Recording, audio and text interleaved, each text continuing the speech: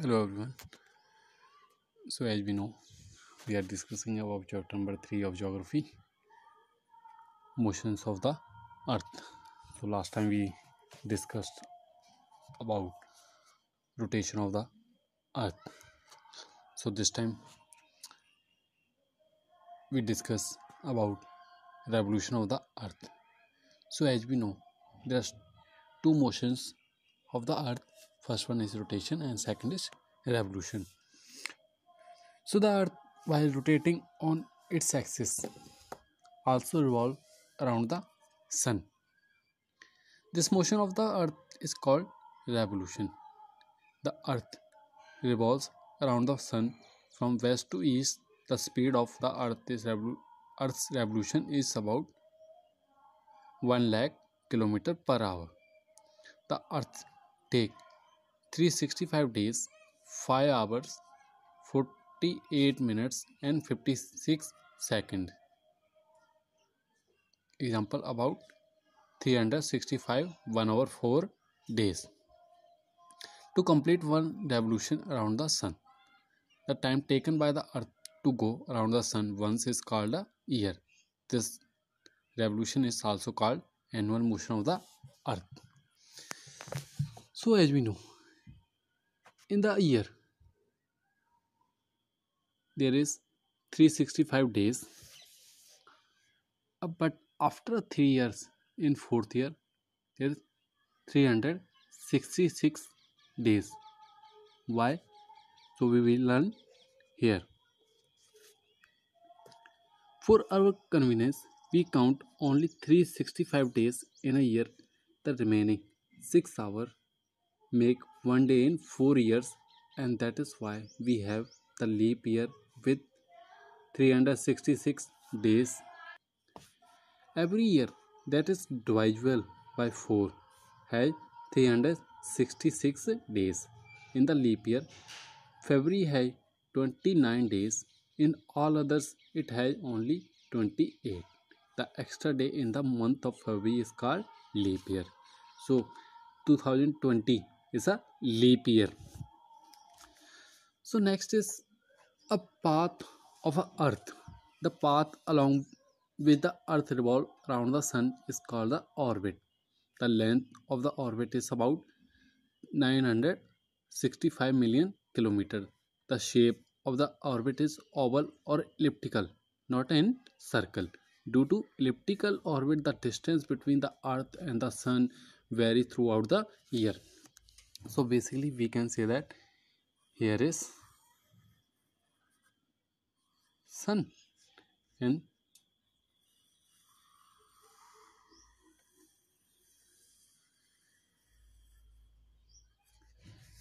it is a path of earth, जहाँ पे हमारी अर्थ है जो रिवॉल्व करती है around the sun.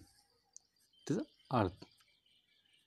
So it is not in circle, it's an oval shape, means elliptical.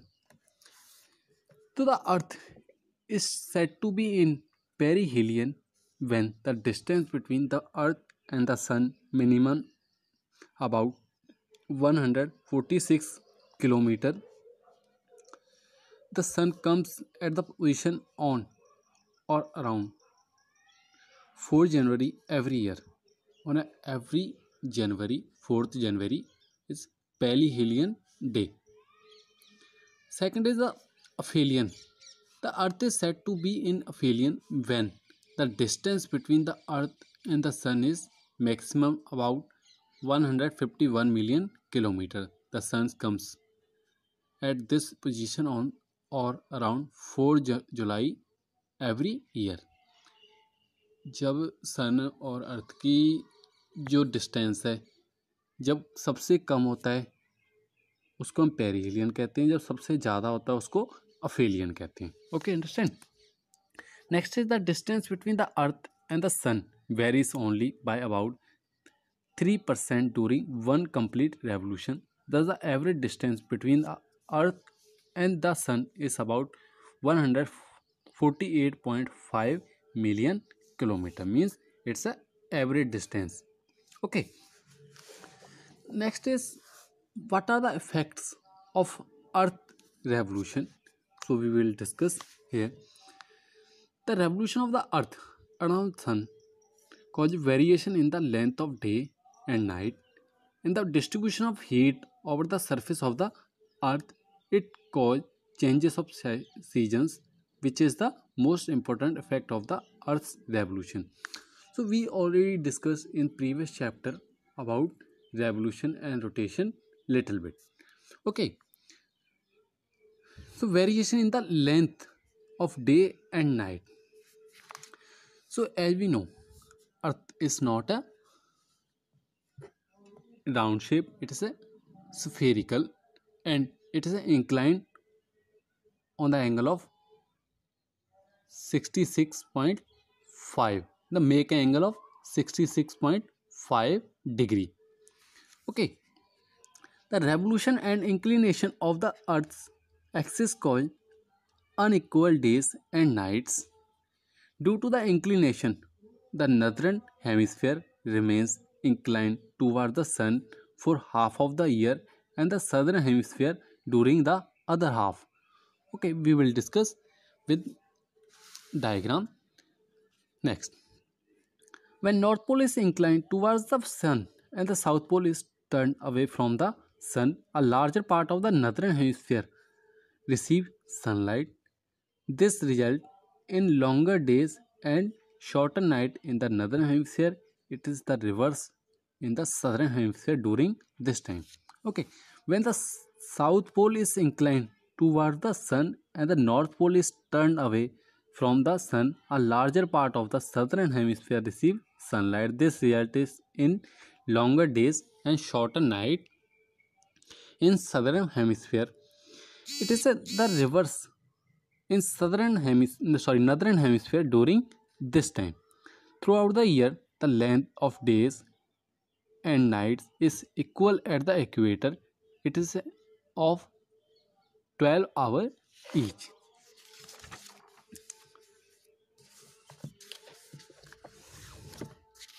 Suppose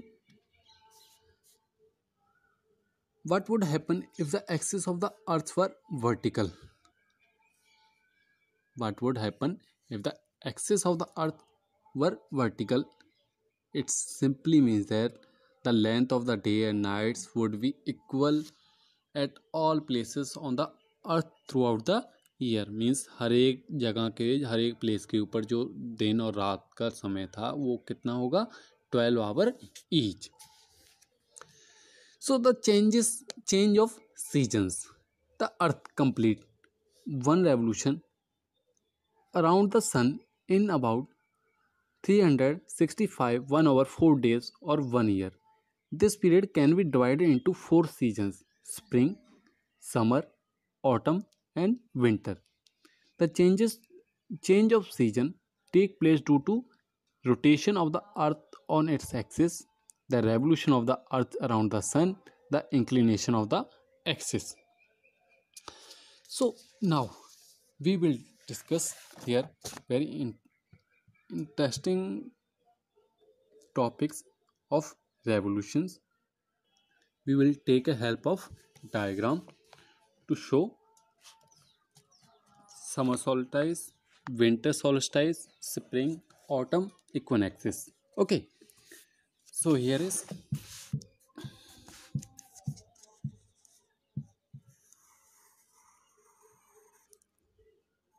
sun.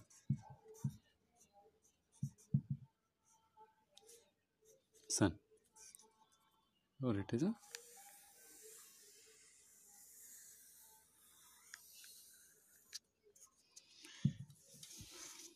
path of the earth.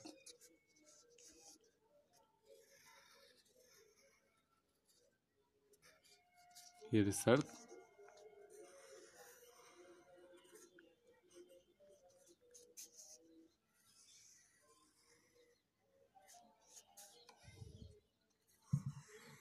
Here is earth. Earth. These are axis of the earth.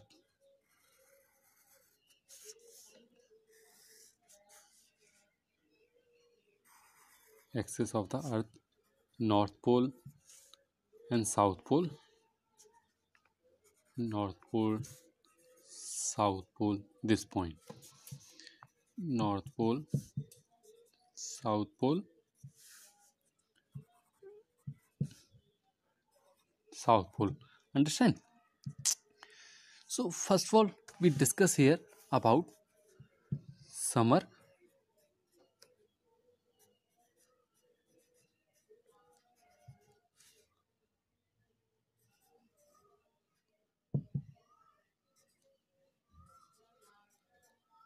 solstice on the day of 21st June. Okay, on 21st of June, the North Pole is inclined toward the Sun. Means a North Pole is suppose that equator. A North Pole inclines towards Sun. Okay, while the South Pole is turned away from the Sun. जो south pole है वो सन से दूर है. Okay, at the summer, in the summer time, in the June, basically in the northern hemisphere, we live in the northern hemisphere. At the summer solstice, the rays of the sun fall vertically on the tropic of Cancer. So we discussed already about tropic of Cancer. This is tropic of Cancer. A rays of sun fall directly on the tropic of Cancer. That's why in the month of March, 21st March to 22nd September, we experience summer because another hemisphere receive more light and more heat from sun.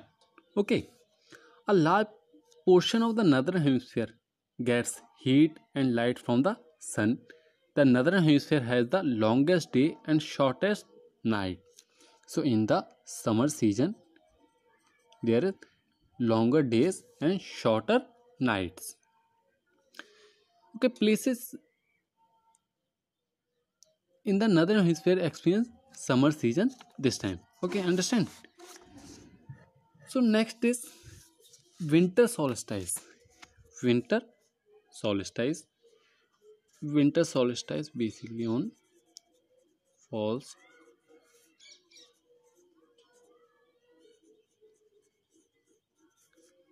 on 22nd December. Okay, during this time, the south pole is inclined toward the sun. The south pole inclines towards the sun. Okay, understand? And the north pole is away from it. And here is north pole. It means away from it. मन इससे सन से दूसरी ओर है. और जो south pole है वो incline किया हुआ, झुका हुआ है किसकी तरफ? सन की तरफ. The rays of sun fall vertically over the Tropic of Capricorn. Here is Tropic of Capricorn. So rays of sun fall vertically on the Tropic of Capricorn. That's why the greater part of southern hemisphere gets heat and light from sun. Days are longer than nights in the southern hemisphere. The southern hemisphere has summer time.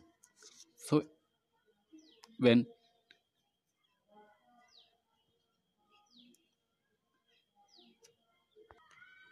northern hemisphere has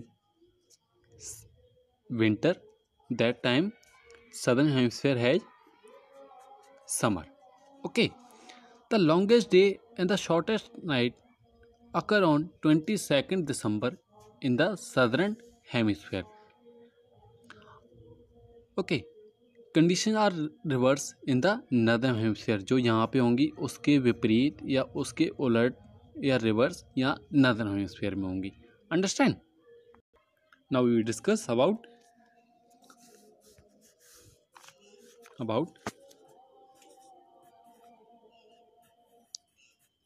spring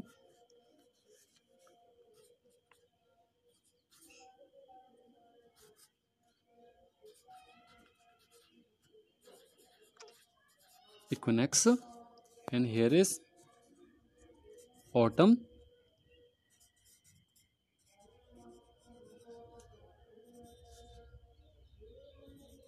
autumnal equinox.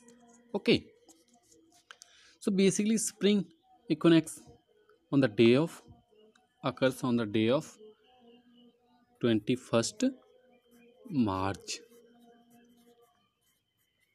21st March, and autumnal equinox occurs on the 23rd September. Okay, basically on these days the rays of the sun fall vertically on the equator. On these days the rays of sun fall vertically on the equator on day of 21st March and 23rd September. The North Pole and South Pole lie at an equal distance from the Sun. North Pole, North Pole and South Pole fall vertically. South Pole lie at an equal distance from the Sun. Equal length of the days and night is all over the world. It is neither very hot or neither very cold in both the hemisphere. It is spring in the northern hemisphere and autumn in the southern hemisphere.